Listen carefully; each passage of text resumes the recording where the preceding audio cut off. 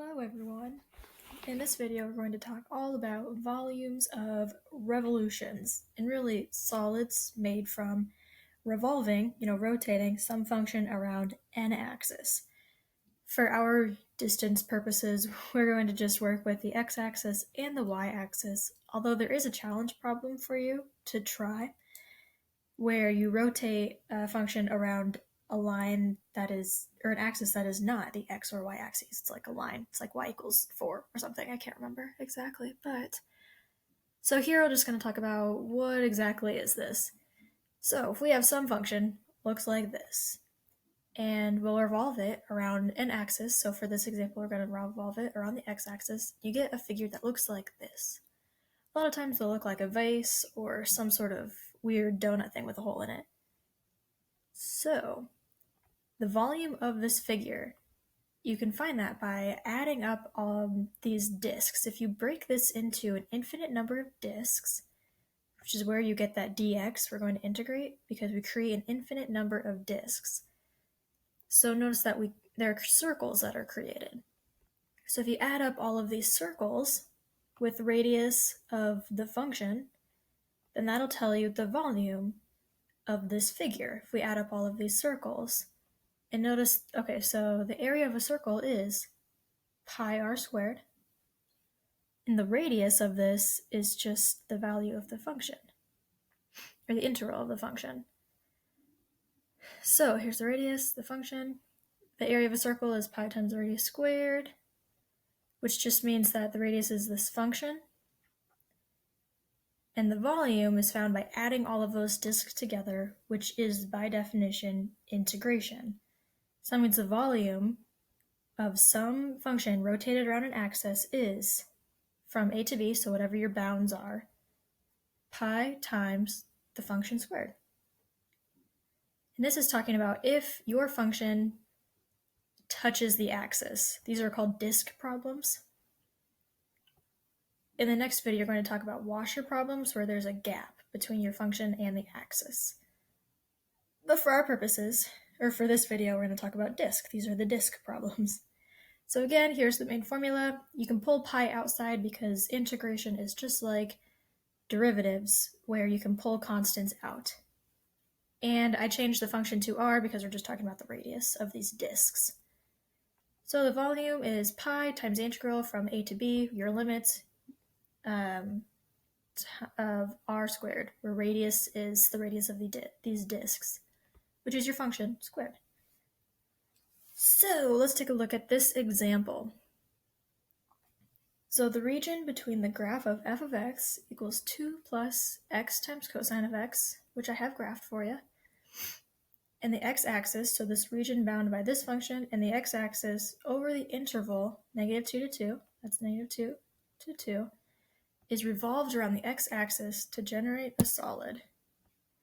So if you can picture this, it'll look, maybe I can draw this. 1, 2, 3.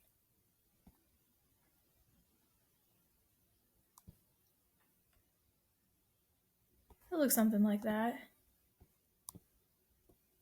If you can imagine, it's like a vase. So we're going to find the volume of this vase, this solid. And it's not a hollow vase, so it's not really a vase. You can't put anything in it. Okay, so this will be, let's actually talk about our limits. Since we're rotating around the x-axis, that means we are going to integrate with respect to x. So that means we got a dx, and our limits are our x bounds, so where we're rotating from. So we're rotating from -2 to 2. So -2 to 2. So that's where our bounds will come in here. So that means the volume is pi times the integral from -2 to 2 of the radius squared. So the radius of this vase will be whatever the function is at any x. And this function is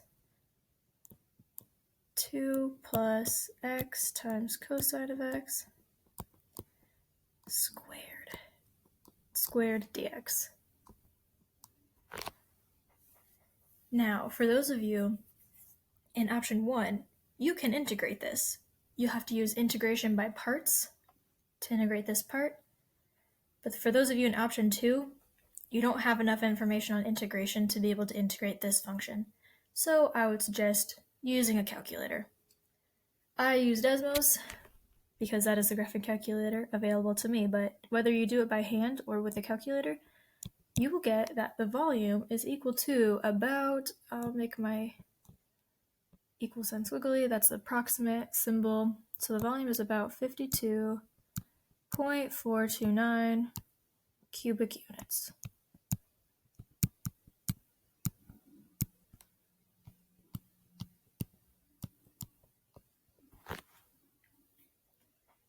And that's how you find the volume of that solid using disk method. And disk just means that your rotation includes the function all the way to your axis. So let's take a look at another example now. This one is going to be a little different because we're going to rotate something around the y-axis.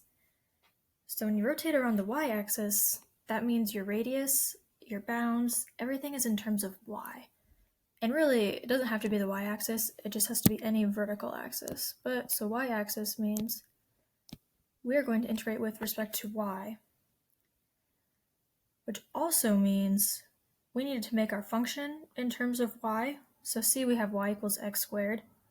We need to make this x equals something, since we're integrating with respect to y. And then our radius will be in terms of y. So I wrote a y when I meant to write an x. So, oh, actually, just kidding. Y is equal to x squared. We need to solve for x. So if we take the square root of both sides, we get x equals square root of y. Alrighty. We need to know what our bounds are, so what our limits are. So these are our y values. This is actually just going to be from 0.4 to 1.4. So notice these are our y lines this time and not x. So 0.4 to 1.4. There. Now our radius is the square root of y. The radius of all of these functions, or all of these circles. So now the volume of this figure will be pi times the integral from 0.4 to 1.4 of the radius squared, so the radius is the square root of y, squared dy.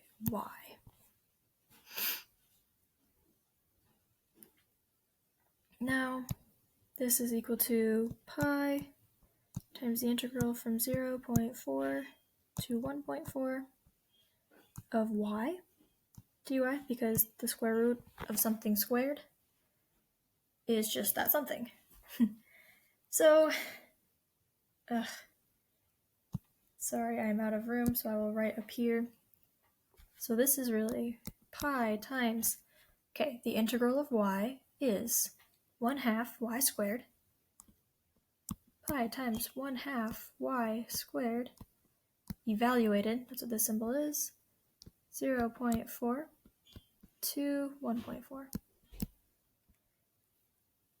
So now fundamental theorem of calculus, we are going to take pi times, plug in 1.4 for y, 1/2 times 1.4 squared, minus 1/2 times 0.4 squared.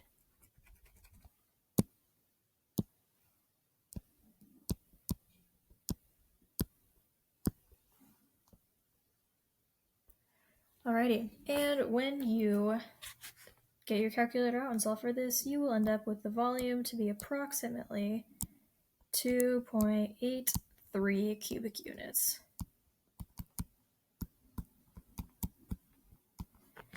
And that's how you find the volume of a solid of revolution created by revolving a function around the x-axis or the y-axis.